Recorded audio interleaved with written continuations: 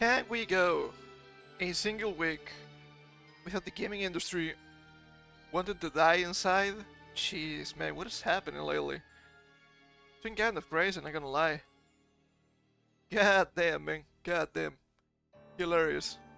Absolutely hilarious. Let's change the tunes here. Let's go back to some chill Zelda music here. These guys scare me right now. Absolutely, absolutely disgusting behavior from some people this week. God damn. God damn. Ah, at least, the silver lining here, at least to me, right, would be that some clowns are outing themselves as buffoons. So you know, it's it's okay. We take those. We take those. So, what do we have today? Well. How about this? Instead of reels, 6-plus-year-old video games account for a majority of global playtime. Which is not surprising. I've seen a lot of people celebrating this. Oh man, people are rejecting modern games because of ESG bullshit, because of diversity. Yeah, I don't think that's the case. Right, I don't think that's the case. And instead from New Zoo has revealed new games that are competing with the likes of Fortnite and Roblox for attention. Yeah, that's pretty much the case here. That's from Games Hub. I don't know how to deal in, and I don't really care. It's okay. That's real. And instead of the global games industry from market research firm Newzoo has revealed the vast majority of video game players are spending the most time playing older, established games rather than seeking out new experiences. It's normal. Okay, it's normal. Also, the past 6 years, what the hell did they release? Some stuff, okay? They did in fact release some stuff, some arguably good games. But nothing as huge as what we had before. With the global games industry, while the global games industry grew 2.6% in 2023, generating 93.5 billion USD, Jesus Christ, that's a lot of money. It appears growth is flattening. You cannot grow forever, let's be real. And the average playtime and habits are changing dramatically. As Newzoo notes, average quarterly playtime has decreased by 26% since Q1 2021. Yes, that's gonna happen. You know why? You cannot base your data on COVID, okay? No. Doesn't make any sense. Not reflective of changing behavior post-pandemic. No shit, Sherlock. Of those who are playing games, 60% of playtime is derived from games that are 6 years old or older. Here we have fantastic examples of this, right? Games for games across multiple platforms include Fortnite, Roblox, Minecraft, League of Legends, The Sims 4, fucking Sims 4 still? Jesus Christ. And GTA 5. I will also add stuff like Final Fantasy 14. I guess a lot of people still play that. Well, there are newer entries, including EA Sports FC 24, Call of Duty Modern Warfare 3, and Starfield. Isn't Starfield like a massive flop? Or am I mixing this with a different thing? Isn't this the Skyrim in space? Ah, maybe not. I mix games all the time. The vast majority that make the list of the top 10 by monthly average users are older titles. Yes, that makes sense. Why? Well, you see, EA Sports FC 24 sports game is for a specific type of people. They're not gonna be playing games all the time. They're not gonna be playing this game all the time. It's just normal. Call of Duty Modern Warfare 3. I've been reading people say that each Call of Duty is kind of bad, or worse than the last. So that could be the case. I don't know how the online game modes work, if they have anything.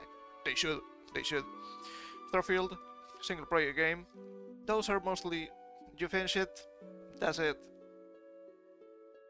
Makes sense. As a result, newer gamers are being forced to compete. Newer games, my bad, are being forced to compete with established titles and audience bases.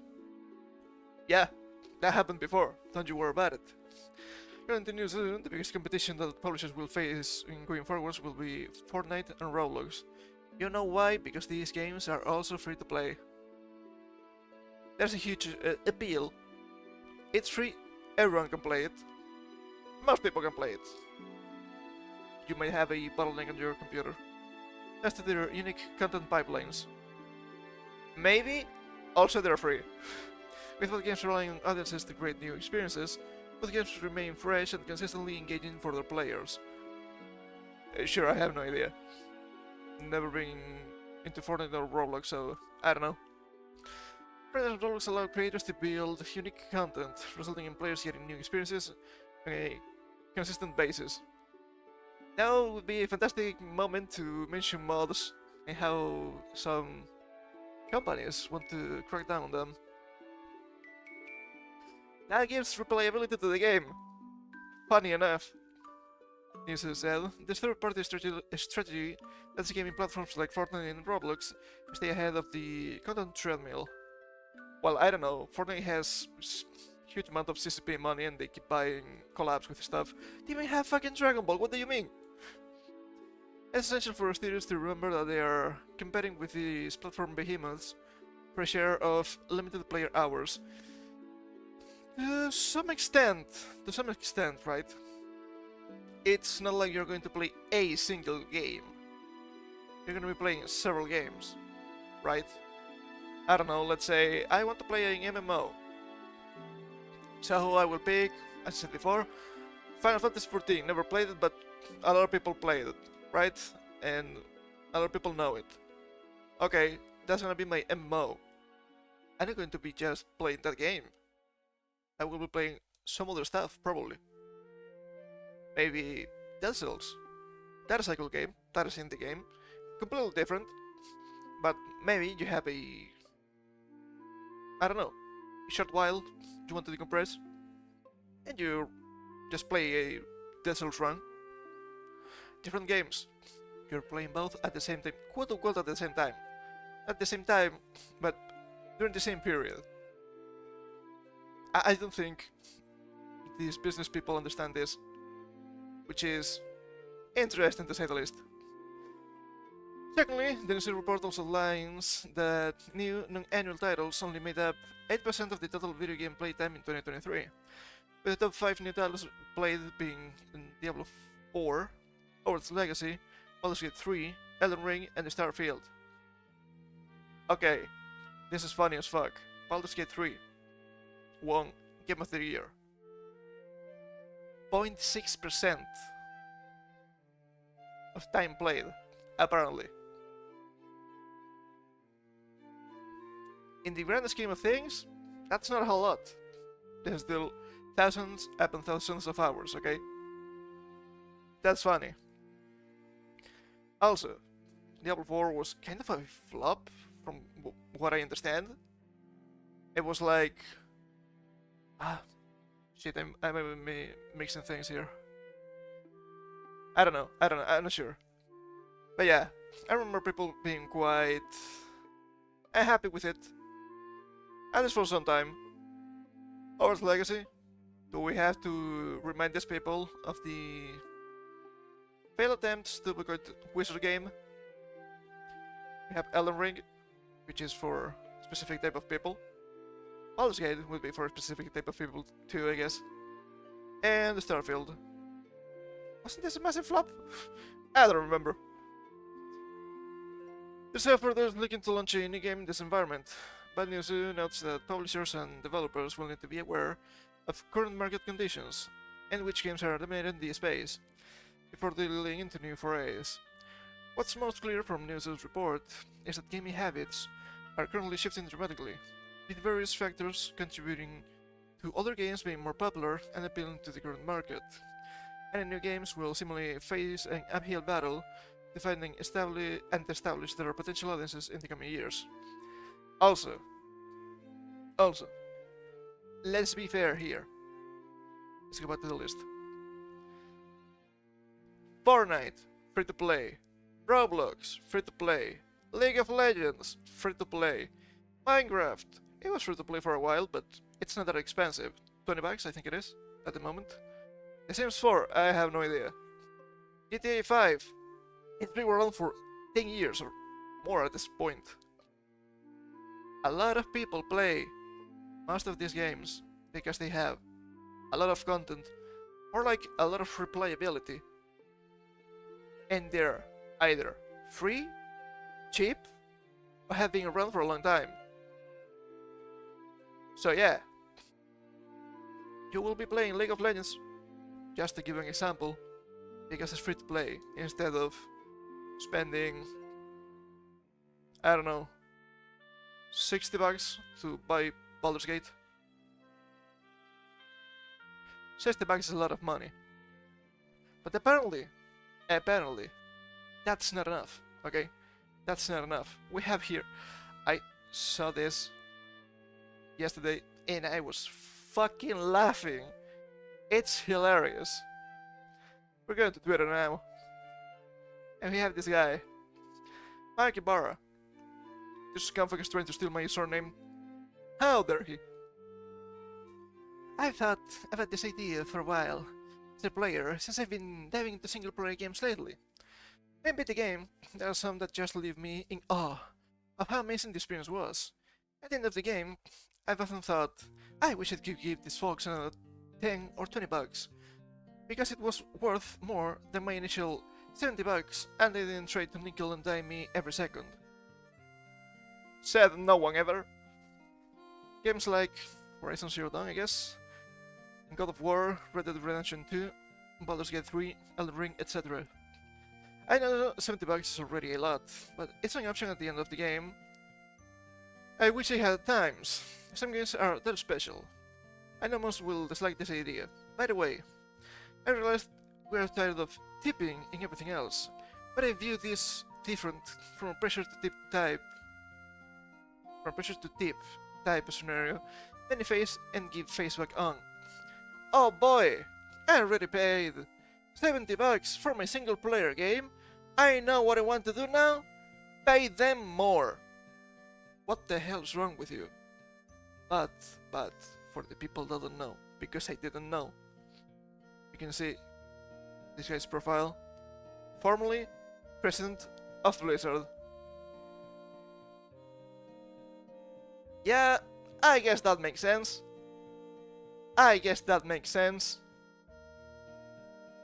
Look, you cannot convince me nowadays to pay 70 bucks for a full game.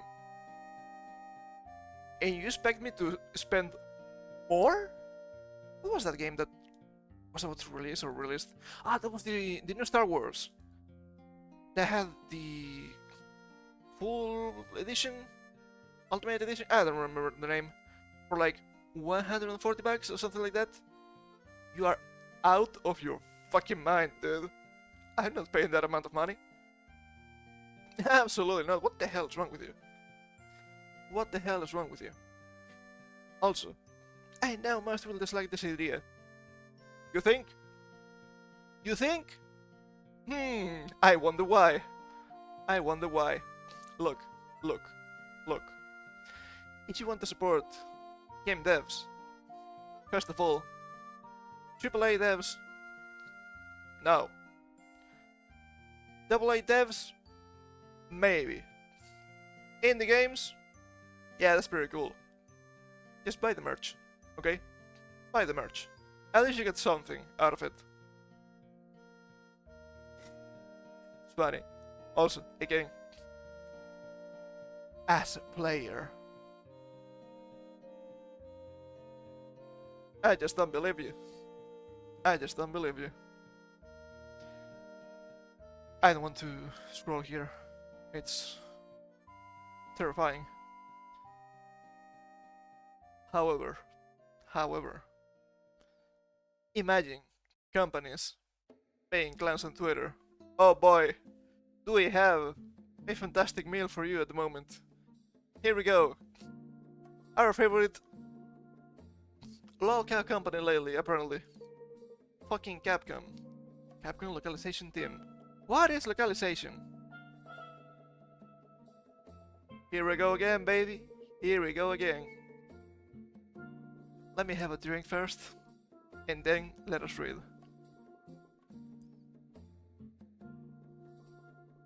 It's been getting hot as fuck, by the way. I'm burning with a passion here. Embark on a global adventure through the lens of game localization. Sure, I have time to waste, sure. Beyond mere translation, we're diving into the art of cultural adaptation, preserving context, and inclusive storytelling. Join us as we unravel the intricacies that make games resonate worldwide. Preserving context. We're lying already? We're lying already? Disgusting behavior. Disgusting behavior here. Jesus Christ. Also, cultural adaptation. I don't know about that one. And inclusive storytelling. That goes to the trash. Let's see. Not just translating. Localization isn't just about translating words. It's about adapting the game for a global audience. That again. Global audience. Who are they? Where do they live? Are they amongst us? Among us? Among us? Oh my god. Think cultural nuances, idioms, and regional flair. A good localization makes players feel right at home, wherever in the world they are. But why, though? A good localization makes players feel right at home. No! That's not the point. If I'm playing, let's say, a Japanese game that is set, let's say, in Japan, I don't know, let's say, Yakuza games, why the fuck would I need to feel at home? I would need to feel like I was in Japan. Because it is a Japanese game that is set in Japan. Yes, I know, that's Sega, not Capcom. It is just an example here, okay? What the hell? The importance of context. Funny. There's in translation? Nah, preserving the vibe is key. You have no idea. Dialogues, references, and even gameplay elements. I need a little cultural remix. But why though? But why? If I'm playing a Japanese game that is set in Japan, shouldn't that reflect Japan and not, I don't know, let's say the US, let's say, I don't know, California? Just makes sense to me. It's important to find that sweet spot to make sure players get the intended experience without feeling like something got lost in the process. Yes, I agree with this. However, this is not happening, and that's the problem. Bridging the linguistic gap. Here we go. The bullshit that they will use to justify all the changes. Each language has its unique structure and cultural context. Cultural context. I guess I can agree to that, but I still feel it's a strange thing to say. Our teams work to ensure the narrative and dialogue maintain coherence and emotional impact. It's not just about words, it's about capturing the essence of the story in a way that resonates with the target audience. I can agree with that, right? Maintain coherence and emotional impact. However, that's not happening, once again. Why would you lie to me? Why would Capcom lie to me? I will never understand. Cultural sensitivity in characters. Ooh, let's not go down that fast. Character design and development must be culturally sensitive.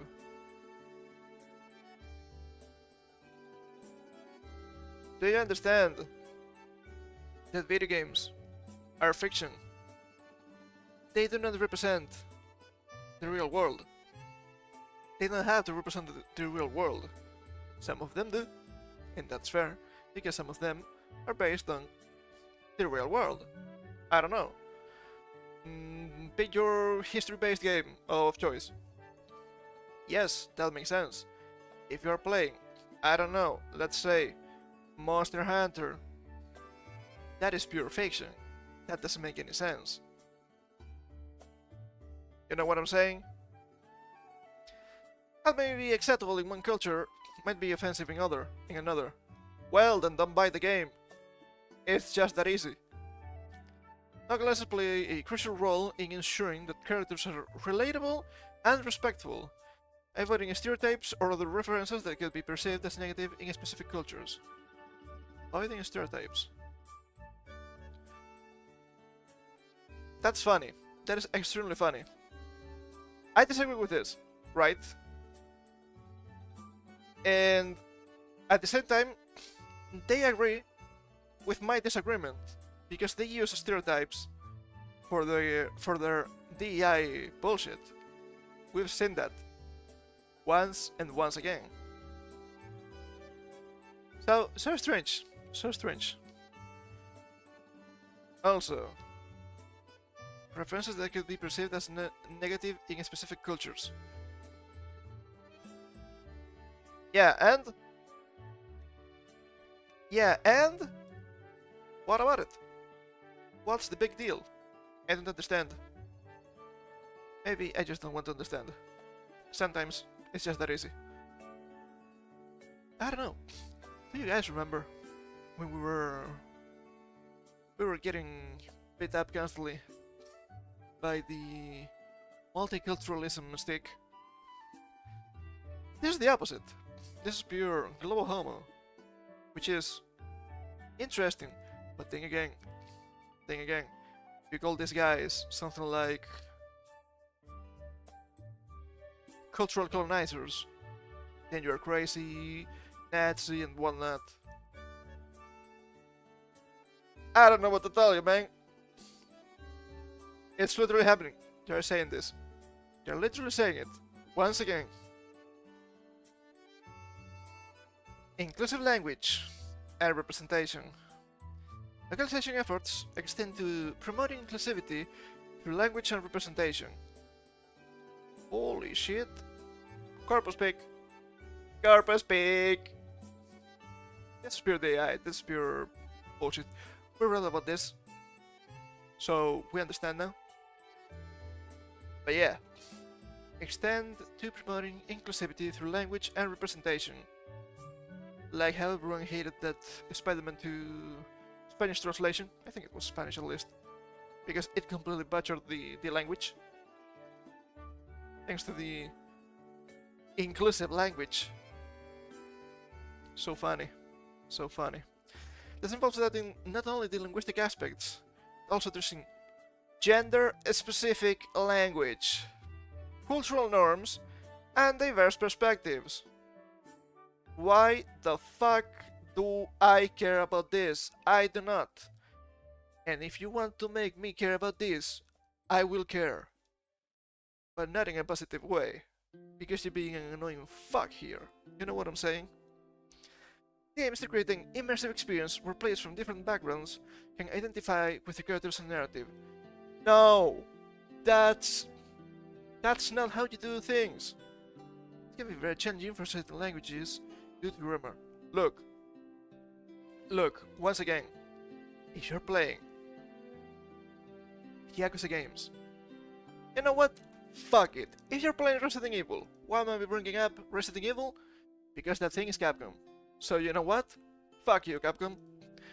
Let's say you're playing Resident Evil 4 with that guy, Leon. He's American. And he should be fucking American. He's a guy. Why would someone else want to see themselves reflected in an established character? If you want to see yourself in the character, it should be because of their personality, values, or story. Okay? Not because oh my god, we need Leon to be black now. We need Leon to be a woman now. Or whatever bullshit. Shut the hell up. If the game is good, the game is good. If the story is good, the story is good. It doesn't matter that you want to change your stuff around it. It was good before, and what you're doing is making it bad and lame. Every single fucking time. So annoying, dude. Adding humor and wit.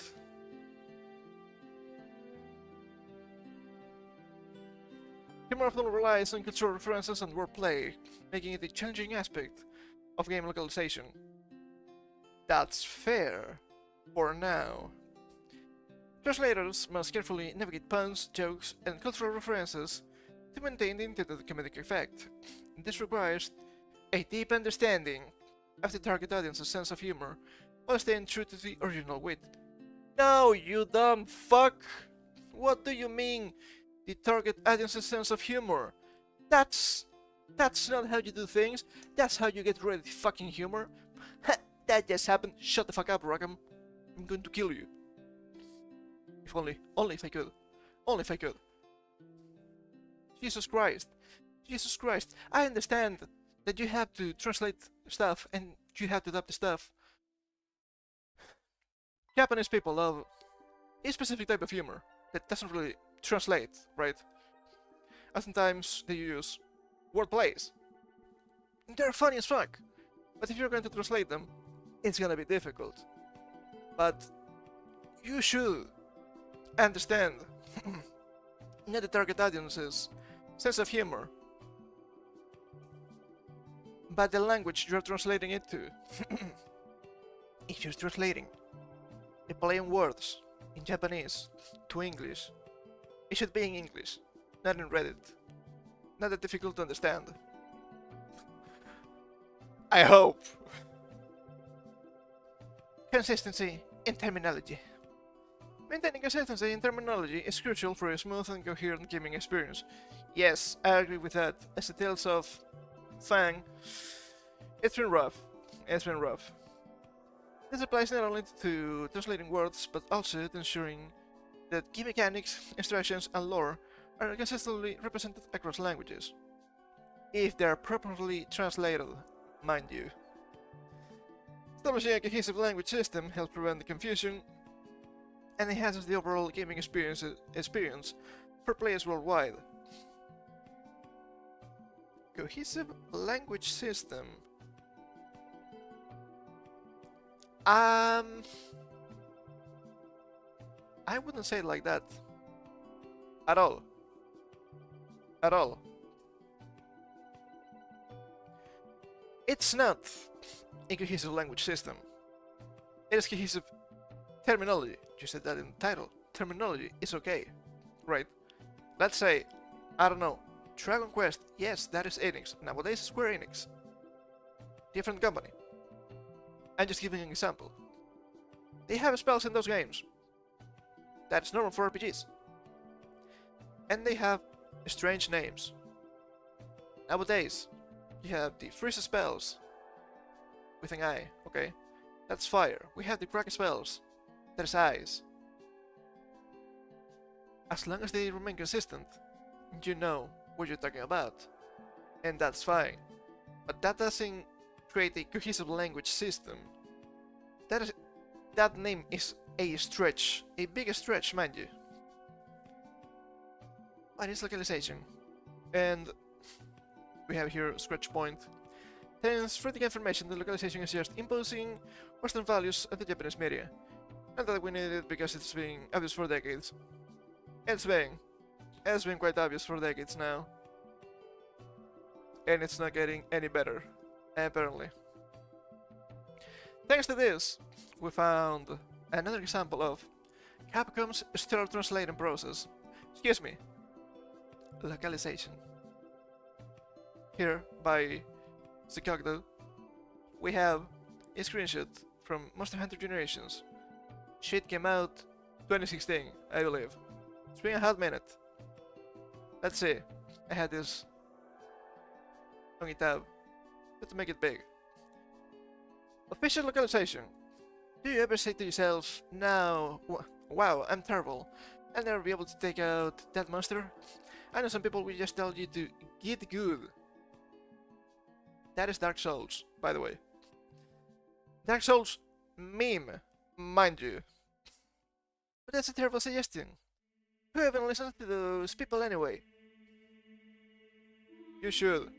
If you're bad, you should get good. Having around my fair share of elite hunters to know that you gotta know your target inside and out. I don't mean knowing their insides, that's gross. Hey, that's gross. Leave that to the researchers. What I mean is to study their attacks and patterns. Let's see. Japanese. Approximate translations. Same NPC. To be fair. This could be a different conversation. NPCs have different dialogues after all. But I'm willing to give them the benefit of the doubt here. I can see how this could be changed. I mean, I can see how this fantastic localization fits on top of this. When you want to know monster information, open the stat menu, and in the Hunter node, look at the monster list. But if the information isn't listed yet, try going to listen to Y Academy's Help Researcher. With that, take care, do your best, Hunter. So, instead of having a small tutorial of, I don't know, if you're having troubles, maybe you can find more information in the game, you're being a snarky about it. Which is pretty fucking disgusting. Right? I fear Twitter sometimes.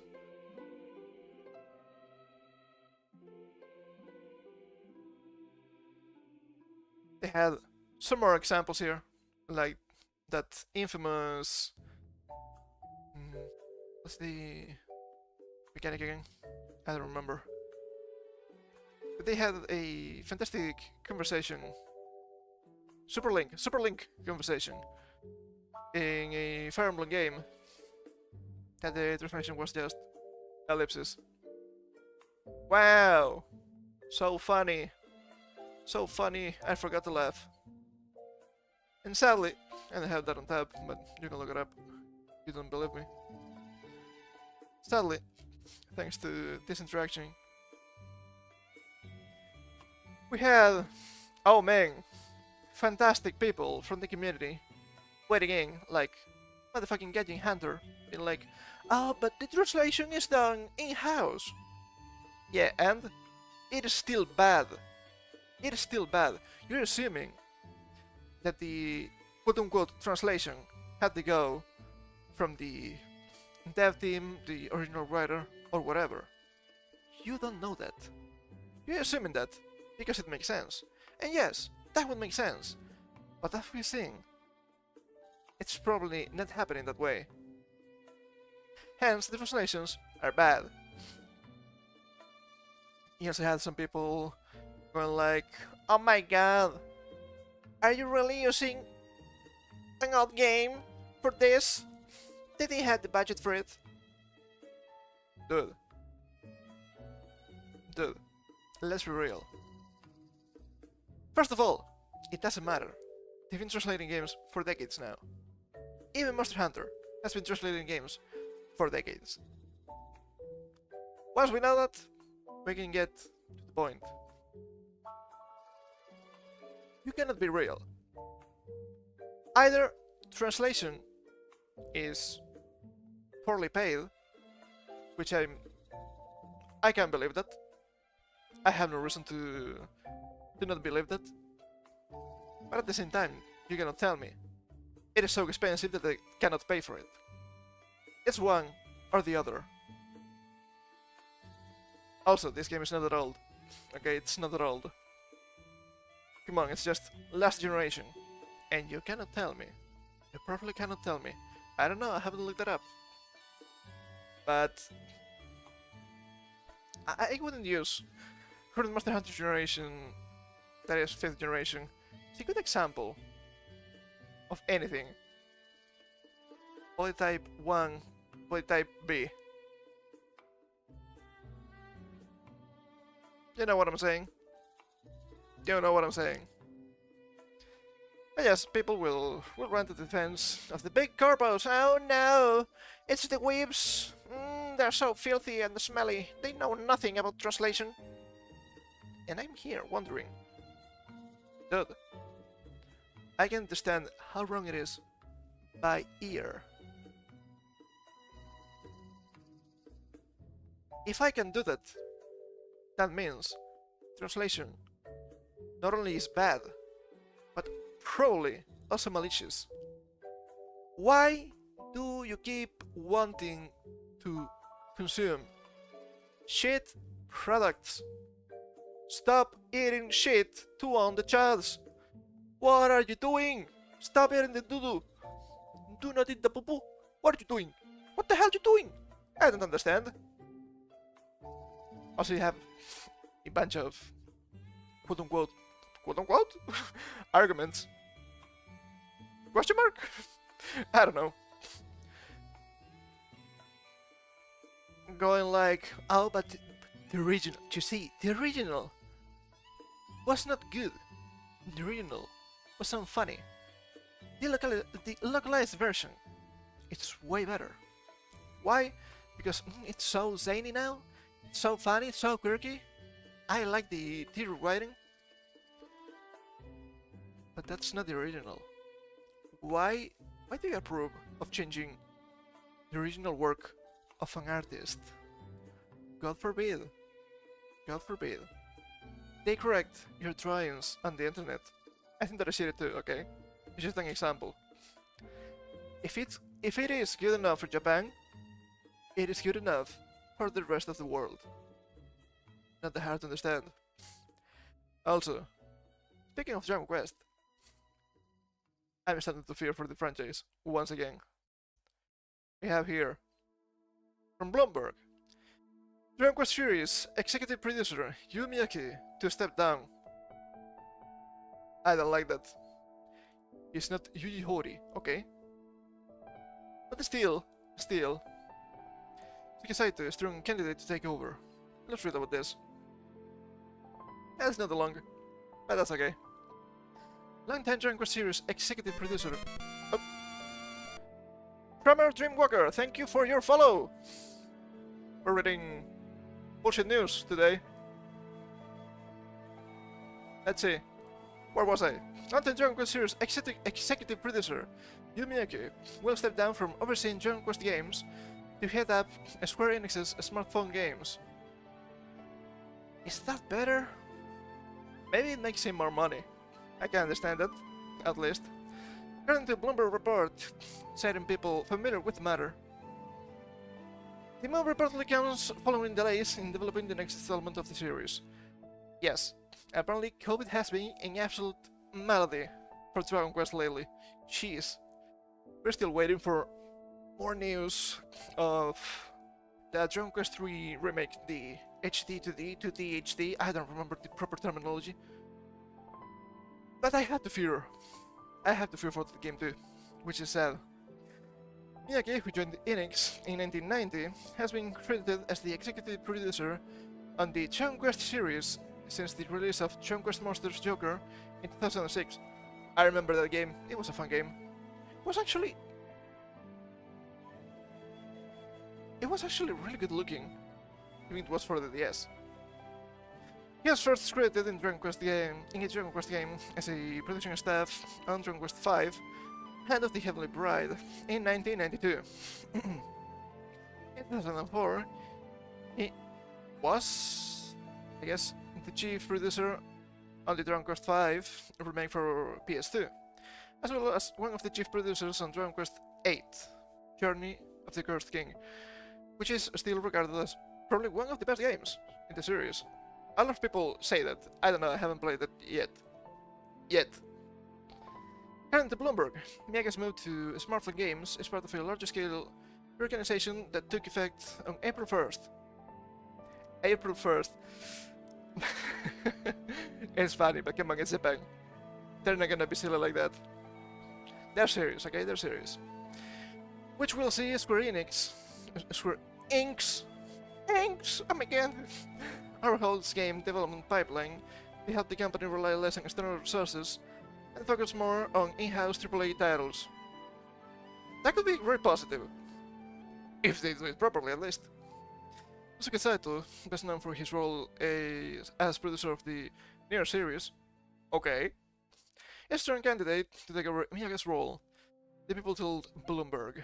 Saito was previously a producer on Dragon Quest XI, Echoes of an Elusive Age, as well as Dragon Quest X Online from versions 1 to 4.2. Okay, this guy seems very good at least, from what we can see here. However, he is still Square Enix, and yeah, censorship is running rampant in that company. Sadly, we're seeing a lot of stuff from Final Fantasy games. I don't need to remind people of the Tifa censorship after the game released. I mean, 4 years after the game released, they released a patch to censor Tifa.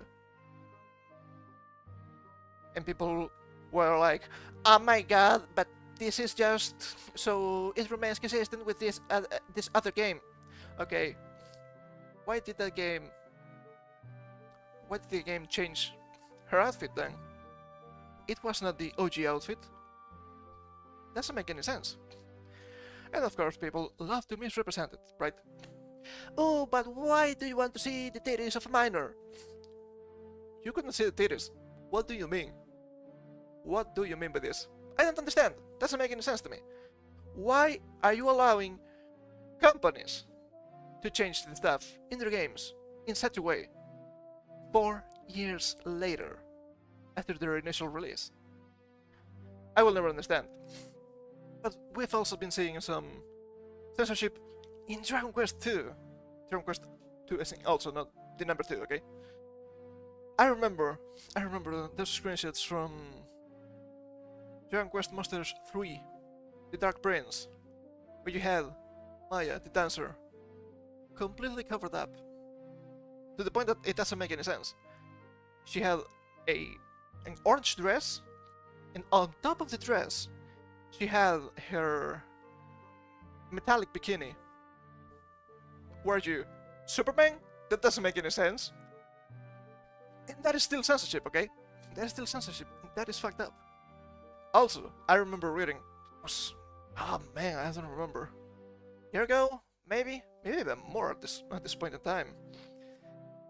How Square Enix were saying stuff like, yes, we're making Dragon Quest 12. Also, we're changing the battle system. I don't like that. We're seeing what Square Enix does when they change that sort of stuff. I don't like it. I do not like it. It could be a good change, but it is extremely suspicious. It is suspicious. Not gonna lie. Speaking of changing stuff, years later, we have, this is from today, I think. Ubisoft reportedly revoking the crew from honest libraries following server shutdown. You can no longer have access to this game. Why not check the store to pursue your adventures? I don't know too much about this game. This will be my first read of this, okay? So, please understand. After shutting down the crew servers at the end of March, Ubisoft has reportedly started removing the open world racer from owners' libraries and revoking their user license. Revoking the user license. That is scummy.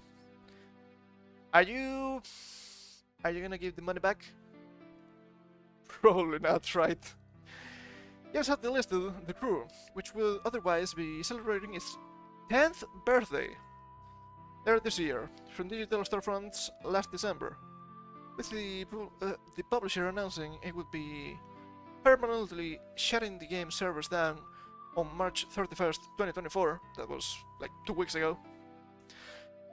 And that didn't just mean the crew's multiplayer elements will no longer be accessible. Okay, so it's not like an MMO, right? It had multiplayer. Due to the game's always online nature, oh, not surprising, but still scammy. All single player content would cease to be available too. They could have released the patch, but no. Now, even so, the group fans, some of whom had hoped the game might live on through private servers, that could probably still happen, but it's probably gonna be hard. We're shocked to discover that Ubisoft had similarly started revoking owners' licenses earlier this week too, making the game impossible to download and install. Players reported, thanks to PC Gamer, this from Eurogamer, just so you know, the crew had been moved out of their Ubisoft Connect libraries and put in a new inactive games section, along with a message, you no longer have access to this game.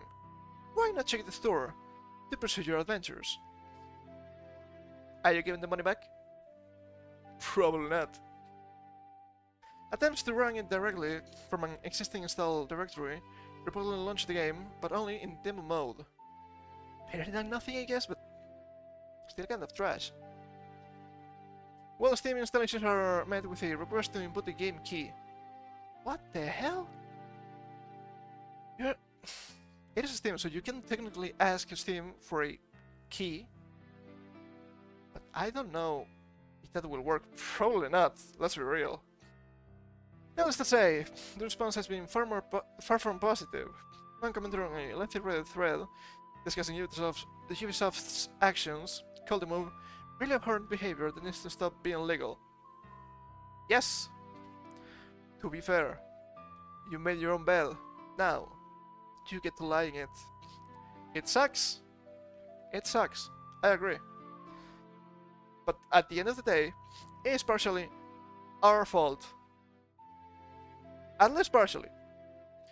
All another said was the saddest and the most ruthless decision I've ever seen in gaming history, with many directing players' attention to the recently launched Stop Killing Games initiative.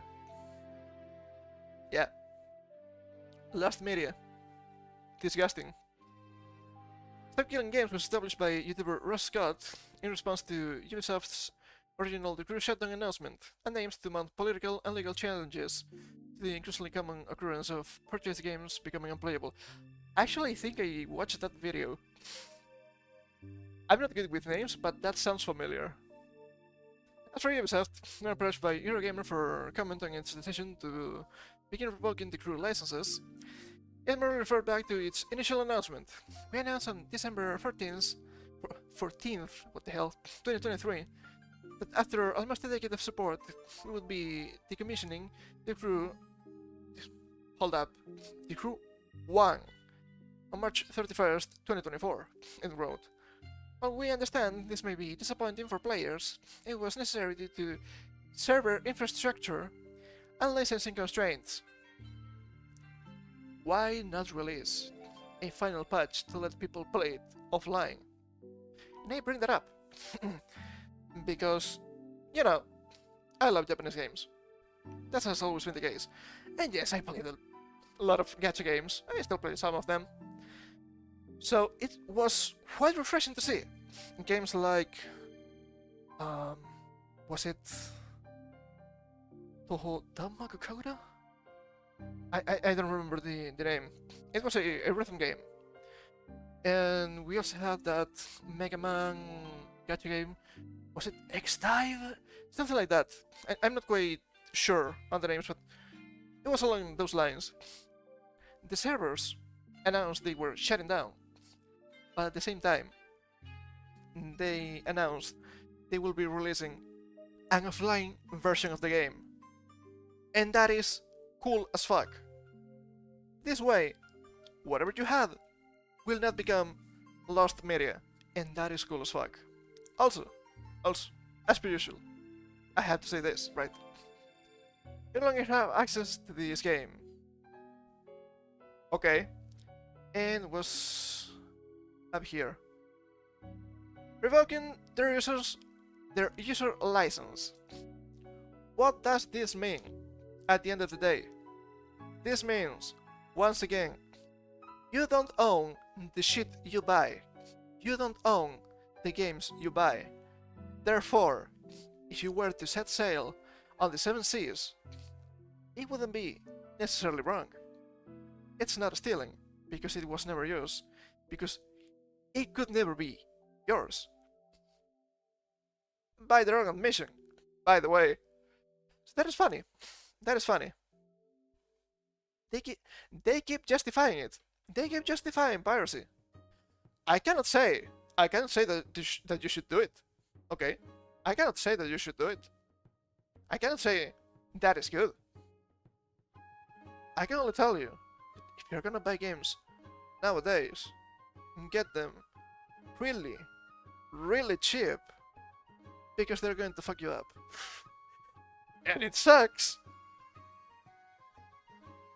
But you know, it's been happening, and it will continue to happen. And we know now. Let's be a little bit smarter about it. I remember the first time something like this happened, and it was not as egregious, mind you. It was back in the day. Oh man. Those long forgotten times of the Wii. With motherfucking Monster Hunter Tri. Yes, it did have a lot of content. But for some reason, the full extent of high rank was online only. And you couldn't play it offline. It had to be online only. It took more than a decade to get private servers for that. We have them now. We have them now. And that is cool. But once again, these companies, no good. They're up to no good.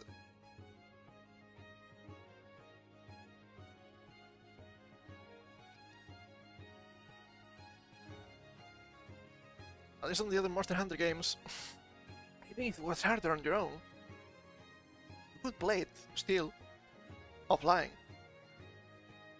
That was that was disgusting. It's funny too, because recently the 3DS and Wii U servers all shut down, and that sucks too. That sucks a little bit.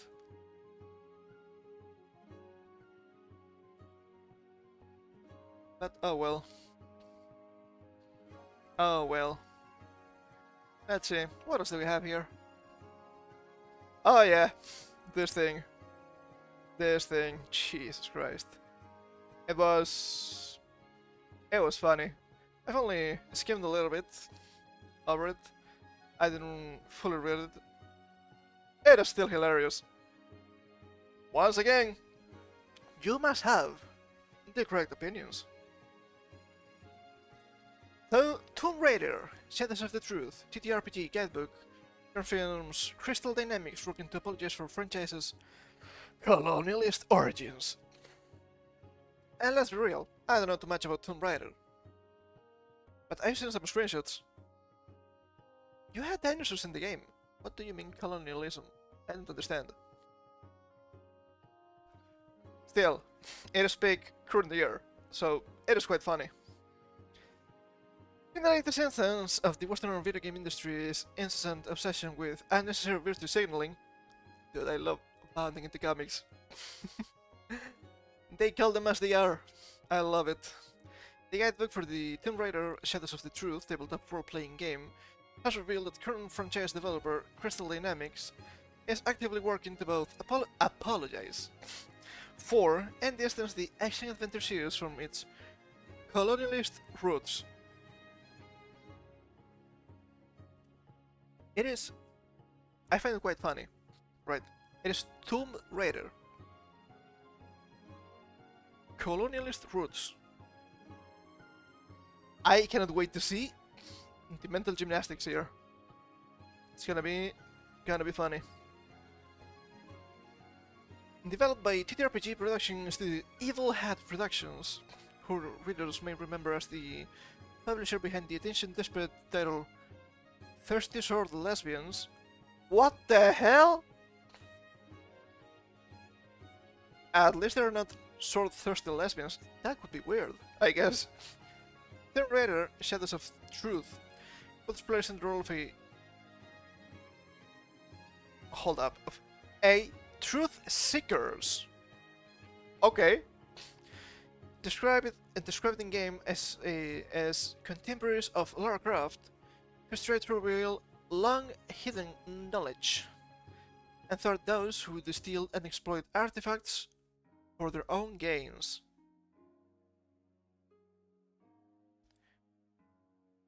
Did you know that the game is literally called Tomb Raider? I wonder. So funny. As a truth seeker, players are tasked with exploring various locales and ruins in service of solving any number of ancient mysteries, the exact details of which are determined for each campaign by the Keeper of Truths, essentially the game's equivalent of a dungeon master in D&D. Okay, I guess the clarification is okay. Not everyone knows about it. It's just obvious to me. We can see here the book. We have a black woman with dyed hair and no legs. We have white bitch. We have fat Asian. I guess. Well, maybe not Asian properly. I guess this guy is from Samoa or something like that, given the tattoos and all that. And we have here what appears to be, I don't know, Native American? I don't know. Hard to tell. Can we... Yeah, it's not much bigger. I guess it could be. Hold up, we have something closer here. I guess he could be. I don't know. Wait, is that a man or a woman? I have no idea. I have no idea. Once again, we can see the obsession with diversity, equity, and inclusion. Oh boy, I do love for money. From corporations, not from sales. Obviously. But surprisingly, in light of both the premise of its Source franchise and its TRPG itself, Tomb Raider Shadows of Truth requires players to raid various ruins and uncover the various clues and historical truths they contain herein. Well, that makes sense. The defend is an ostensible attempt to avoid their work of being problematic. If someone calls you problematic, don't believe them. They're clowns, and not the fun kind. Also, by the way, Evil Hat Productions. I will not make jokes about it,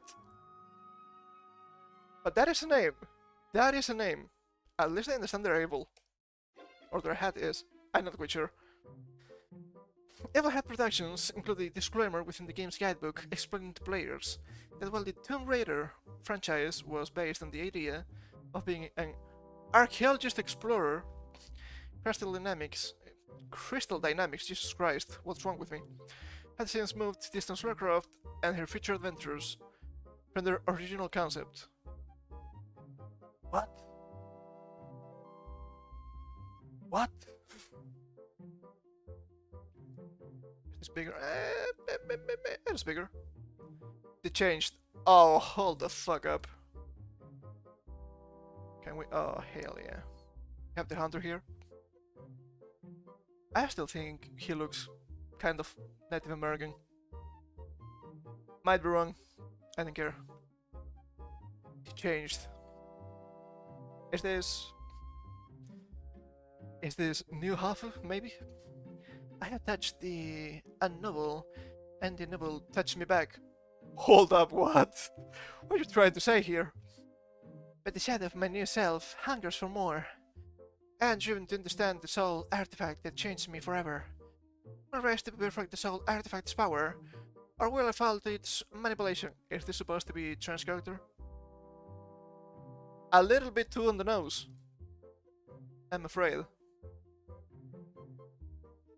A little bit too on the nose, if that's the case.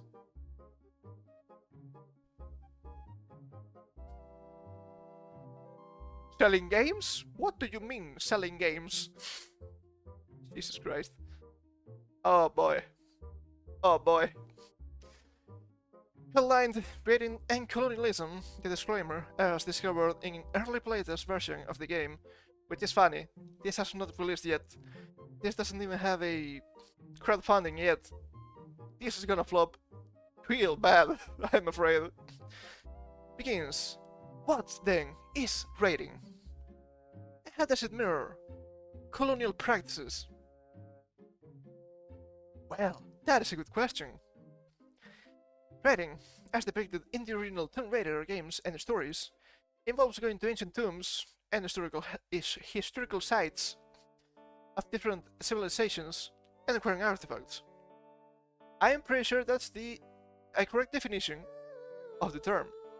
I might be wrong. I'm not a linguist. I'm just a silly guy on the internet. Not the Evil Hat Productions. It operates on the assumption of finders keepers that grants raiders with the means and drive to claim ownership of artifacts, regardless of whether they have any historical or cultural claim to the treasure.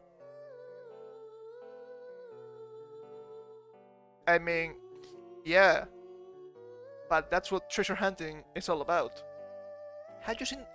I think it's interesting. I don't know too much about it, but have you seen those guys who go exploring the floor of the ocean for treasure? Sunken ships and whatnot? That is cool as fuck. And you know what? Finders keepers. I don't know what to tell you. Could be a fun moment to mention squatting rights in the US. And not too much about it. Let's see. Raiding and colonialism. There we go. You are up to this period here. Later games, released in the franchise, have started the work of addressing this by having Aircraft acknowledge her past mistakes and try to understand and show respect for the cultures and the communities she comes into contact with. She has also worked to reform raider culture and raise the awareness of her peers. Raider culture? What the hell? Also, I might be wrong. I might be really wrong here. Isn't aircraft supposed to be British? Isn't raiding usually British practice? I think? I'm just basing that on historical what? Arguments, maybe? Egypt and all of that. Lara no longer decorates her mantle with mythic artifacts. But why not? As a raider, she prioritizes seeking out the truth. Oh, she's a nerd. I understand. Much of this game is inspired by her humanity, struggling with heroism and her tenacity. We believe that all three aspects are an important component in creating a game that celebrates history and culture while acknowledging the respect and work required to live in a world wounded by colonialism. Okay, but once again, it is a game. That's fine. I mean, you could be blatantly racist in a game, just to mention the kryptonite of these types, and that is still okay. You know why? Because it's not real. I don't know what to tell you. Did you guys know fiction and reality are not the same? Wow, what a concept. Jeez. Who would have thought about it? Not me, obviously. I'm just a silly guy. In this game, we seek to continue in that work alongside Crystal Dynamics by creating a sandbox for you to tell stories that address colonialist themes in play and create your own stories of respect and support for the people and cultures your seekers encounter. Okay, but why? I said this before with D&D. It's just plain pretend with the funny math rocks. Nothing more than that. You can play the character that you want, you can play the stories that you want. Even if Wizards of the Coast come here and tell me, no, there can be no more racism in Dungeons and Dragons, I can make the campaign that I want. This is the same. This is literally the same. If you don't want racism in your TTRPG, you know what? That's fine. I don't give a fuck. You can play the campaign you want. It's not that difficult to understand. But of course, they have to beat you over and over and over with the correct opinions to stick. I need some water.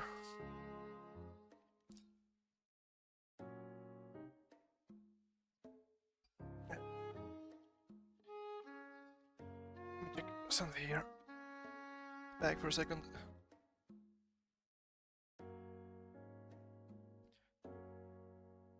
Okay, there we go. Air games released in the franchise have started the work of addressing this by having Lara Croft acknowledge her past mistakes and try to understand and show respect for the cultures and communities she comes into contact with. They continued. Ah, yeah, I read it already. Yeah.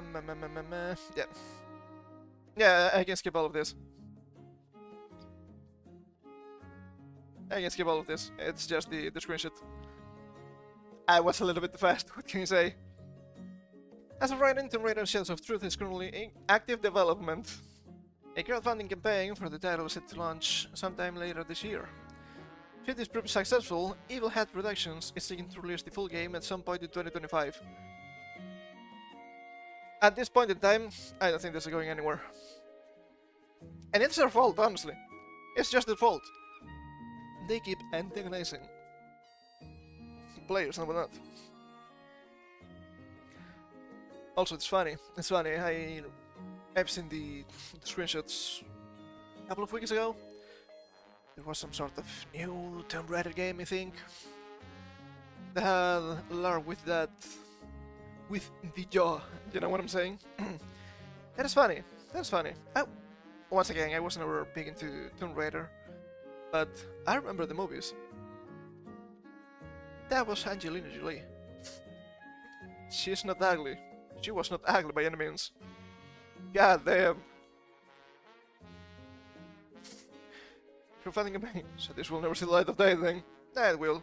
Get money behind it, so it likely will pass the hurdle. The real question should be, how many ends will get moved? That is a good point. I agree. The Space Cowboy man. I guess that is a good point. The only reason I played the Tomb Raider was because Epic Games gave the trilogy to me. Played the first one and got bored. That's what I'm saying. Really cheap. Banning with the keyboard, what the hell? People had made very clear that they don't want any money from the non-woke. Then give it to them. Pretty much. They don't want your money. Pay them? It's just that easy. So, now, let's look up a little bit of these Evil Hat Productions. Evil Hat Miku, what the hell? Let's see. Lately, everything TTRPG related has been extremely paused. Jesus Christ, the poison here. Not good, I don't like it. Quite disgusting. But at least they oust themselves. That's everything I can ask. Actually. Okay, let's see.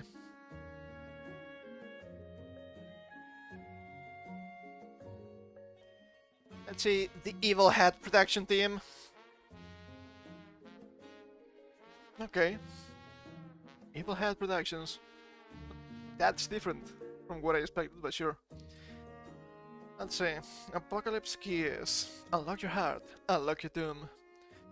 Apocalypse Keys by Ray Nejati.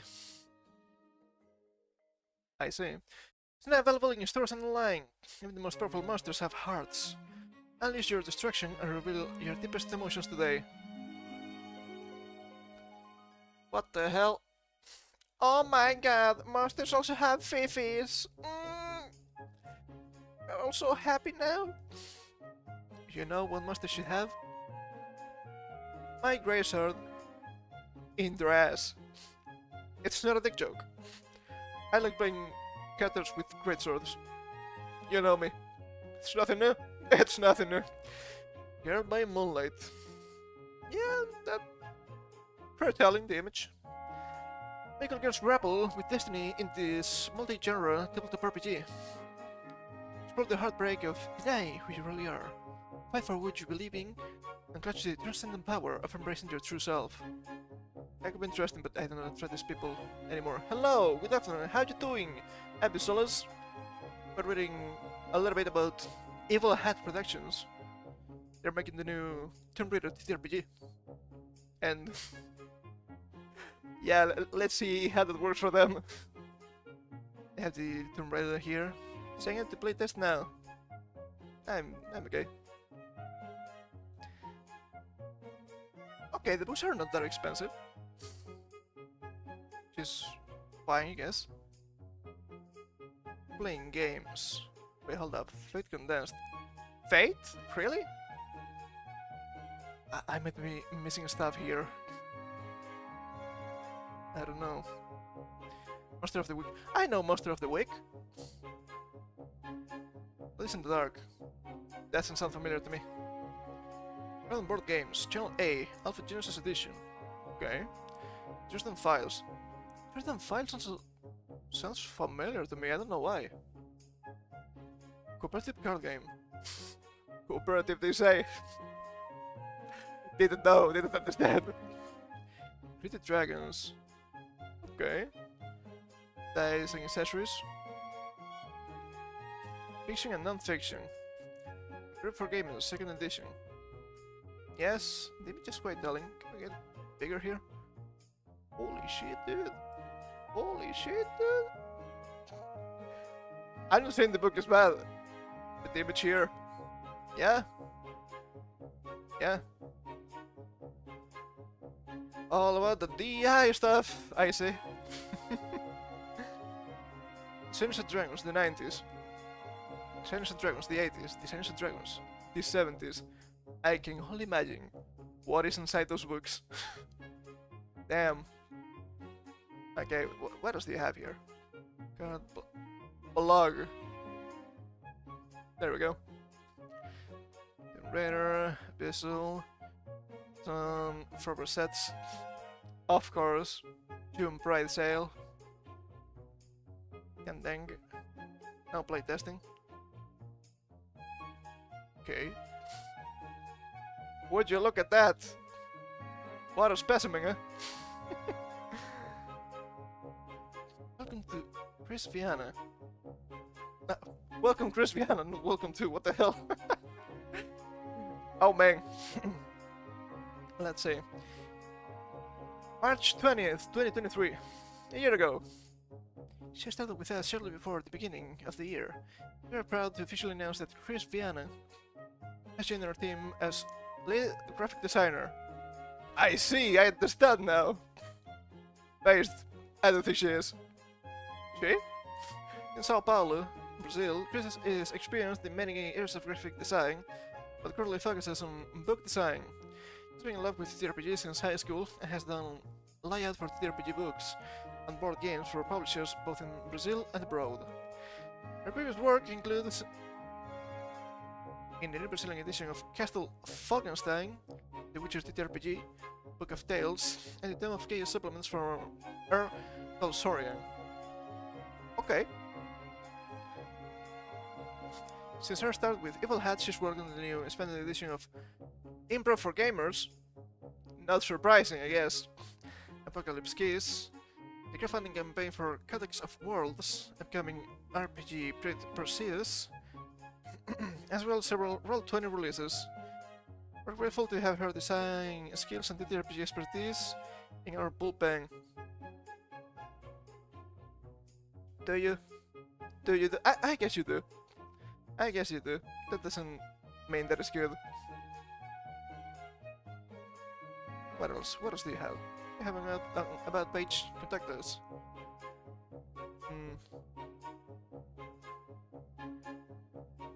Where are you guys from?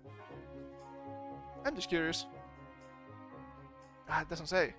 Doesn't say! Where are you guys from?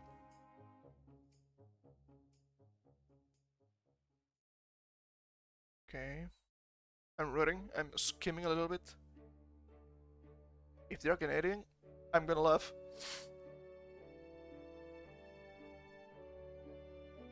No. I can't see anything here. Let's see. They have a Wikipedia page. That's funny. Ah, they're from the US. Unlucky. Unlucky. Products. Fate, Interesting Files, Role-Playing Game, Bloods and Dog, Thirsty Sword Lesbians. You know what? I will bite. Oh shit, I've seen this before! I've seen this before! I remember this! Oh man, I want to read about this.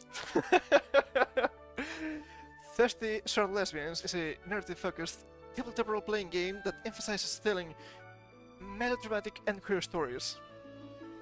I bet it does. I've seen this before. I've seen this before. Probably on the Twitter machine. Thirsty Sword Lesbians was the first tabletop game to win a Nebula Award and the fourth winner in the Best Game Writing category. Wait, hold up. How can books for TTRPGs can win Best Game Writing? That sounds strange to me. I think I'm missing something here. The game also won the 2022 Annie Awards for Best Game and Product of the Year. I know that this is Wikipedia, but you see, United Kingdom and United States. Awards for role-playing game products and their creators. The awards were created in 2001 by Ross Mursey of Ian World in partnership with Aaron Noah's unofficial D&D 3rd edition news. I see. Interesting. Interesting, I guess.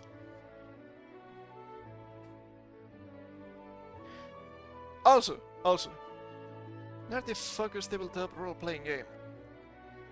I understand. In TTRPGs, narrative can be important, but it seems to me that's gonna be extremely just. Oh, this is my fanfic.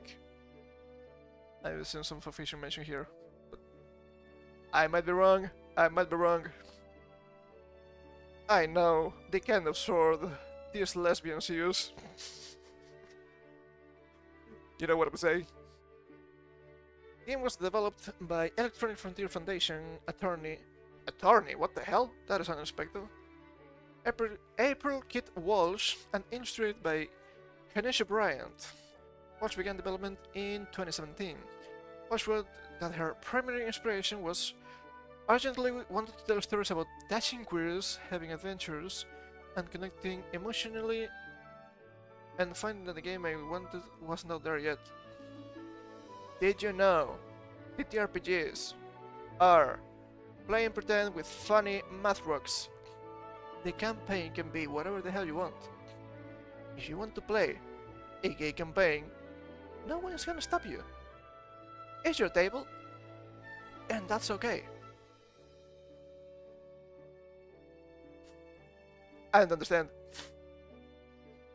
Watch told Didderida that development began slowly due to her work as an attorney. Reasonable. The development of the game was inspired partially from queer fanfiction. Yeah? That's surprising, I guess. Where LGBTQ writers can explore the feelings that never get represented by legacy media cartels. Look, if this was some sort of storybook, right? Like, I don't know, I want to make The Lord of the Rings, but gay. That's fine. This is a game where you play pretend. What? It's so silly, I will never understand. Another interview was stated that the closest game inspirations for thirsty or lesbians were Watch, Monster Hearts, and Masks. No idea. As each of them did something neat in using mechanics to evoke feelings, and I wanted to adapt those elements and build on them. As there the cadence of narrative dumb beats from low rolls, and dumb beats or mixed beats from higher rolls. I don't think that's on the system. I think that's on your DM. I'm gonna be that guy, and I'm gonna say it. That's on your DM, probably. Being able to focus the mechanics on the narrative, rather than on tasks or simulation, is a design tool I really appreciate, and so is the randomness of the dice to help tell stories that can surprise you.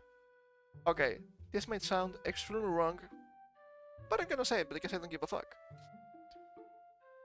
Focus the mechanics on the narrative rather than on tasks or simulation. I'm going to assume this is the difference between female brain and male brain. Narrative versus do the thing. And I might be wrong. And I don't give a fuck. At least I'm asking the question, okay? The difference is not bad. But it's interesting that, oh man, TTRPGs focus on the mechanics of tasks and simulation. Well, are you really surprised? D&D, the godfather of TTRPGs, was made by wargamers. Guys, white people. We read about that. I don't think them being white matters at all, but they love bringing that up. So, sure, I will say it too. Why not? Different folks from different strokes? No, I fucked up. It was different strokes for different folks, I think. I don't know. If you don't like it, you don't play it. Just that easy. Maybe what she's trying to say here is that they didn't have a proper system for narrative. That's fine. That's fine. I mean, you can make your own. That's okay. Location history. Expansions, game system. I want to read a little bit about the game system actually. Narrative focused role-playing game built on the powered by the Apocalypse game framework. So it's not fully original. Strange. But please go on. Adventures are run by the game.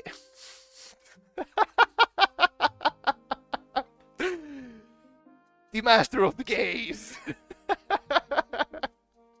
That is funny. That is funny. I might steal that, by the way. Rare characters can enact various defined moves during a scene. Moves fall into several categories, such as danger moves, hide-string moves, recovery moves, and special moves. Okay. Backdown of citations here? God damn! Characters can also gain narrative strings, which represent emotional influence over another person.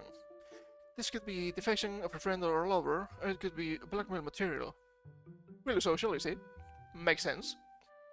Characters can spend the strings as they move to influence other player and non-playing characters. I don't like that, I think that is fucked up. Spending in-game resources to influence other players. That to me is a red flag. Maybe it's done properly in this game. And that to me is a red flag. You had your character, play it. Other people have their characters, they play them. If you want to influence the other players, talk to them. Communication. Really good. Once again, I'm assuming a bunch of stuff here. I know, I'm saying it, I understand. It sounds bad. It sounds bad to me. This game includes 9 queer character archetypes, best chosen, devoted, infamous, nature witch, scoundrel, seeker, spooky witch, and trickster. Funny.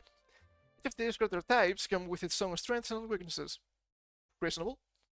With players needing to work together to cope with whatever emotional, romantic, and personality, not personally, personality issues they may face throughout their adventure.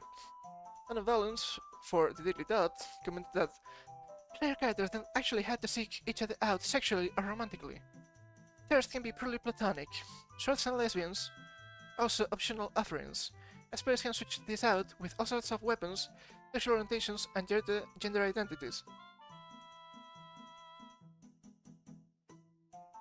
Okay. What the hell am I reading? Characters have main stats: strength, constitution, dexterity, charisma, intelligence. No? Oh. Daring, grace, heart, wit, and spirit. The game also has rules for fighting, flirts, and singers. Players can use these to escalate or diffuse conflict. Alex Meehan, for Dicebreaker, explained that whatever players decide to do, they will have to attempt to roll for success. No fucking shit, Sherlock, it's a TTRPG, what did you expect? With outcome determined by the combined total of the dice roll and the chosen modifier. Okay. I'm going to assume this is for people that don't know TTRPGs. That's fine then. Should the player experiencing an unfortunate event, and they could suffer from a nasty variety of conditions. Can you give me some examples? That could be funny too. We should then have to seek out a source of emotional closeness in order to cure. Oh my god. Oh my god. This reminds me a lot of that. Oh my god. I remember. Where was it? It was many years ago already. A university in the US that had a safe space with toys and whatnot. Because lectures were so bad for the brain sometimes. They were too rough, they were too real. Safe spaces, not even once. Conditions are both physical and emotional challenges. I bet they are. These emotional conditions have both narrative and mechanical effects. Well, that makes sense. Including adding a penalty to the dice rolls. The game emphasizes playing with safety tools.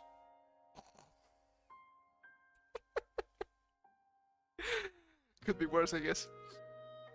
Walsh stated that participating in romantic roleplay can be very emotional and requires communication and respect for boundaries aren't necessarily in everyone's personal toolkit when they show up for a game. You know what? She's right. She's right. She's right here. Absolutely right. Lesbians and lesbians builds consent and collaboration into the mechanics, as well as centering safety and communication practices that help groups explore more emotional themes. She's absolutely right. I just disagree with the premise of having romantic roleplay in a TTRPG. Having romantic roleplay being the focus of the TTRPG. It can work. Sounds so strange to me. I don't know, maybe I'm not gay enough. That could be the case. The Lens and Veil safety tool was originally created by Ron Edwards, and the X-Card safety tool by John Stavropoulos. They even got the Greek? That sounds Greek at least. The source book outlines both of the safety tools and introduces a new safety tool called the Palette, which not only includes consent, the story elements, tone, and overall playstyle that everyone establishes in a pre-game discussion and can get changed during play, as players are encouraged to frequently check in with each other to make sure everyone is still on board. Ah, fuck! I understand now. It's just ERP! It was just ERP all along. I'm slow. I'm sorry. And the world's here.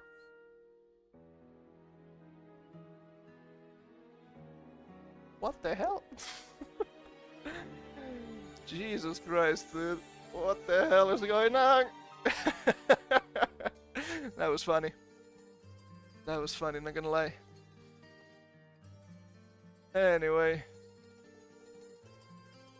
Where was I? I think this is everything I have for today. Jesus Christ. These people, they're all so funny. They're all so funny to me. I mean, it's not necessarily bad that they're making their own TTRPGs or whatever, right? But the premise is quite silly. It is quite silly to me. And also, yeah, that Tomb Raider TTRPG, it's probably cooked from the get-go. Can we find some funding from not from 4 Evil Hat Productions here? Crunch Base. Let's take a look. Let's take a look here.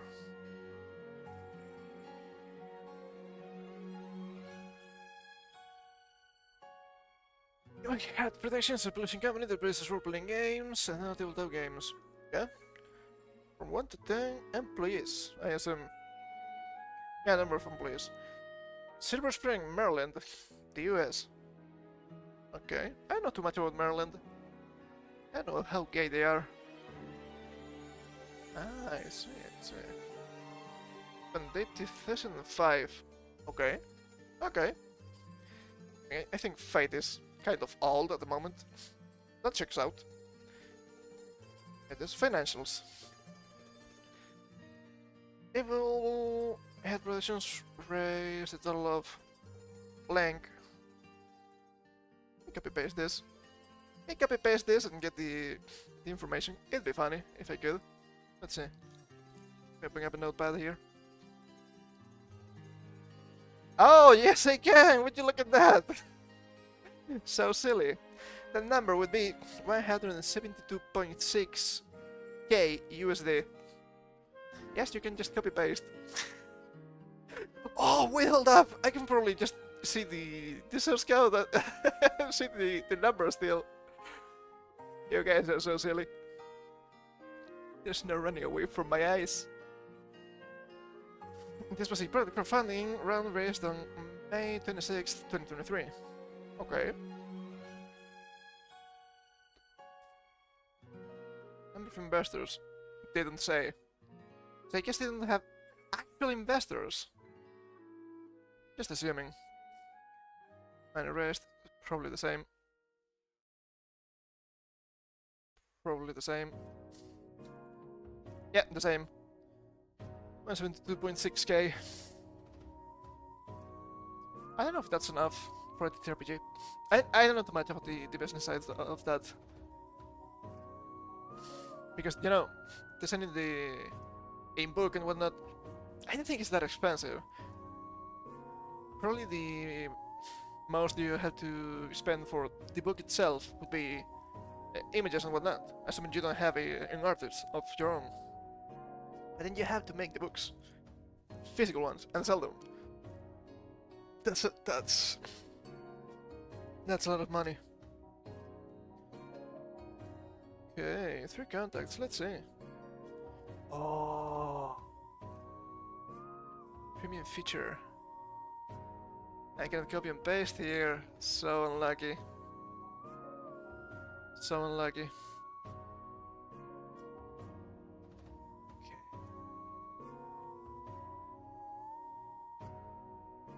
Okay. I see. Kimberly companies. Book about sells. I can book about blank, I guess. 2 more. No, I can't. I can't. Oh man. So, how you doing, Team and Deferred? We're looking a little bit here at Evil Hat Productions, making the new Tomb Raider TTRPG. How are you? I'm doing fine. I'm doing fine. That's so heavy. It's so heavy cringe. Pretty much expected from the woke clowns. Crystal Dynamics tell us what they think about the original lore and that trigger warning in the trilogy to make. I remember that. I remember that.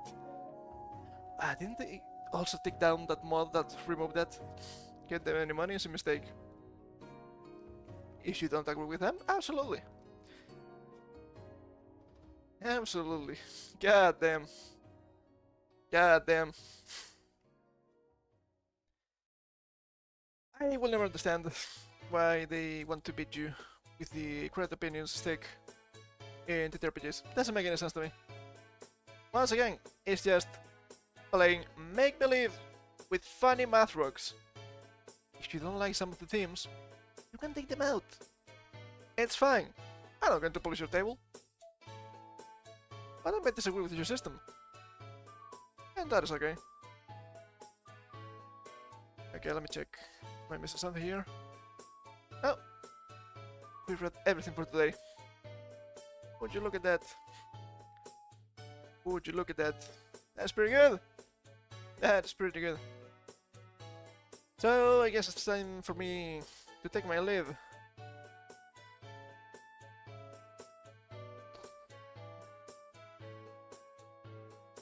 I will come back on Monday? Oh wait, I think I'm busy on Monday. We may have a extremely rare Tuesday stream. Just funny. So let's see. Where's my stuff here? There we go. There we go. That's great. Thank you for that, man. I appreciate it. But sadly, I'm wrapping up for today. We've been reading a bunch of stuff, and we're done for now. Took Tuesday. maybe. I will probably do some Dead Cells. That's a fun game. That is a fun game that I enjoy. Anyway, time for me to take my leave. So, thank you for coming. I hope you had some fun here with my crazy ramblings. And I will see you soonish. Count me in for Tuesday. Monday is probably a no-go after all. So, see you soon, and take care.